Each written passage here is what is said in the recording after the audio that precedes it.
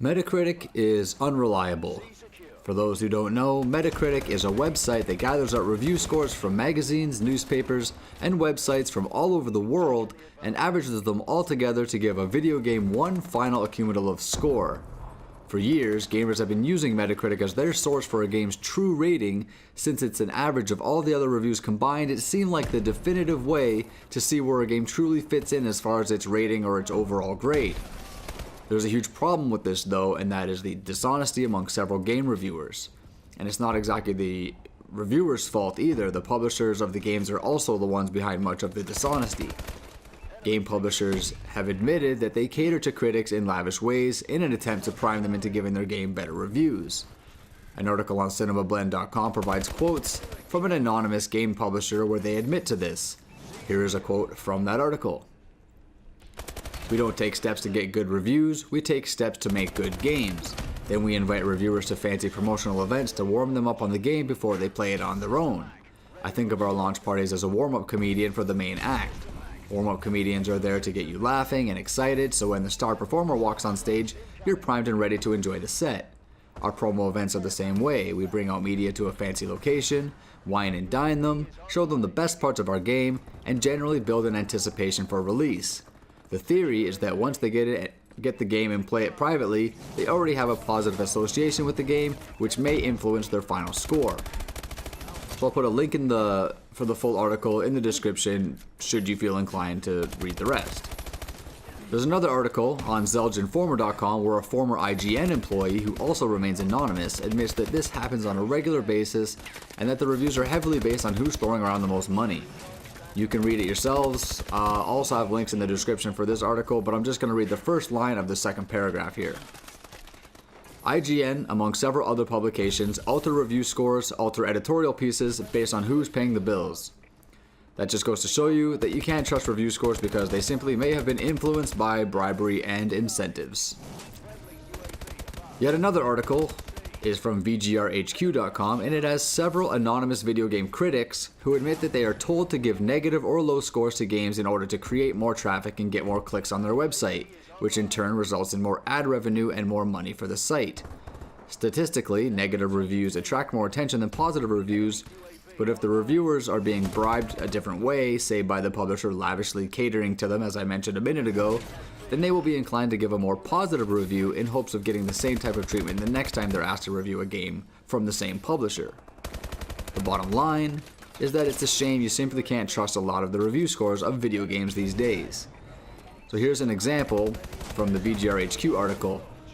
The second paragraph I find is particularly interesting. The anonymous critic says, "One of our writers was told to deliver a review for Killzone Shadowfall as early as possible and with a score no higher than a 6.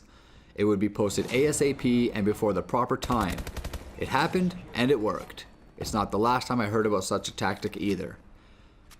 So in other words, this critic was told by his or her boss to break the embargo and to give the game a mediocre score, all in an attempt to increase the amount of traffic on the website.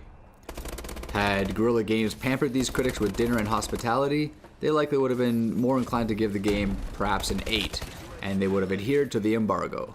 Either way, we wouldn't have seen an honest review either way of the game because something or someone would have influenced the critic's overall score, whether it be negatively or positively. The link for the VGRHQ article will be in the description if you care to read what the other critics had to say as well. So as far as Metacritic goes, consider this. Halo Master Chief Collection is sitting at an 85 on Metacritic. If it were graded like an exam, that would be about an A, a B plus or an A. Out of the 69 professional reviews of the game, only one is negative. Just one. And look at this. This game doesn't even work. I should say it barely works. It's pretty much unplayable for most people, and this is no secret. And the one negative review is the only one that actually tells the truth. So, 1 out of 69 truthful reviews, and you have a broken game with an 85 because all of the other critics blatantly lied about it. But why would they lie about this game? Well, seems pretty obvious to me, and it's obviously because a certain publisher with a lot of money pampered and coaxed them into it. There's even proof that this sort of thing has happened with this company before.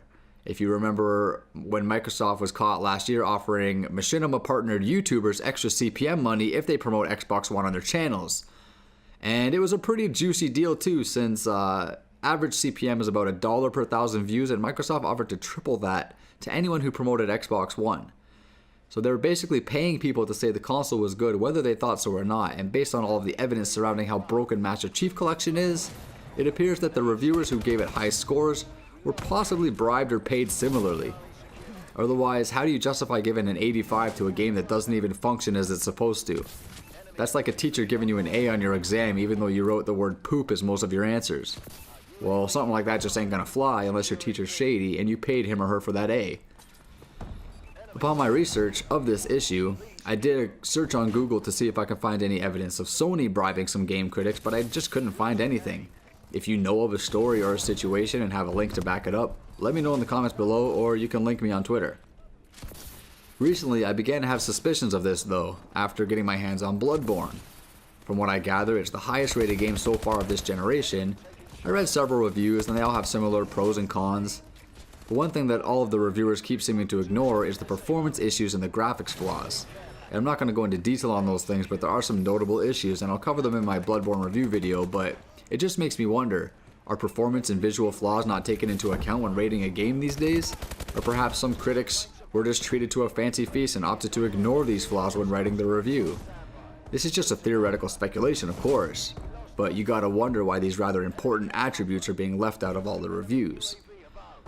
Even YouTubers like Drifter, T. Martin, and Ali A are sort of guilty of this in a way. Along with several other big YouTubers, they get invited to the development studios of the new Call of Duty games a few months before release. All expenses paid in order to preview the game early. They are catered to and they're shown the best parts of the game in a highly controlled situation. And then what? Then they're sent back to their homes and they all make videos about what they saw. A lot of people seem to think that these YouTubers are paid by the devs to say nice things about Call of Duty, but that's not true. They aren't paid to say nice things, but they are more so bribed and coaxed into it. Sort of the same as I mentioned before. So think about it. If you were in their shoes, and let's say you went to the preview that you got invited to and you didn't really like what you saw regarding the new Call of Duty, would you come back and start saying a bunch of negative stuff about the game you just saw? Chances are you probably won't, because then you likely won't get invited to go back again next year. However, if you're an asshat like T. Martin, you're going to say a whole bunch of glorious things about the new Call of Duty and make it sound like the Holy Grail to millions of viewers. And what does that do? Well, it helps generate millions of sales, and the developers like that. So essentially, the developers use these popular YouTubers as a means for advertisement. They don't ship them copies of the game to try themselves. They invite them to the studio so they can pamper them, wine and dine them, and only show them parts of the game that they know aren't broken. This is the reason why there's always so much positive hype surrounding Call of Duty every year, but then once it's released and people see how it really plays and what it's actually about, then we start seeing the true nature of the beast. So were these YouTubers lying when they said the game was good? Nah, they weren't lying, but they really weren't in control of it either. Like I said, everything that was presented to them was controlled in a way to give them nothing but a positive attitude towards the game. So when they go home and make videos, they will have nothing but positive things to say about it. So in other words, they were just heavily influenced, and the developers used them just to advertise the game for them.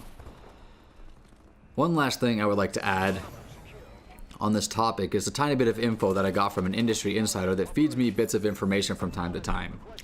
She once told me that certain critics gave The Evil Within low scores simply because Bethesda gave them a standard copy of the game to review instead of the limited edition of the game. So basically, out of saltiness, they gave it an average score of a 6.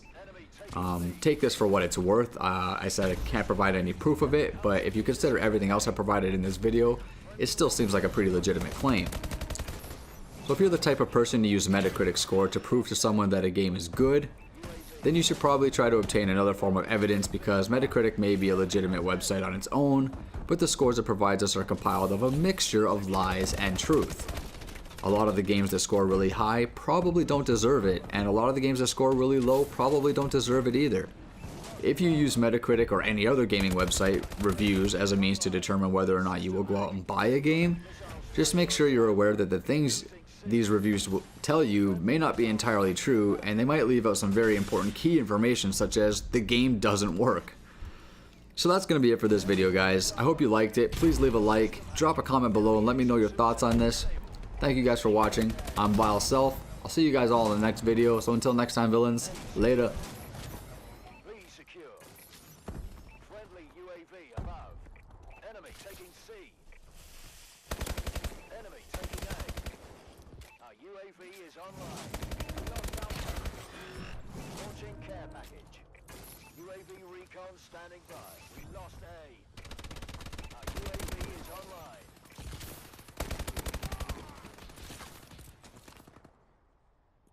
Looks like you just added a few zeros to those bonus checks, gentlemen. Good work.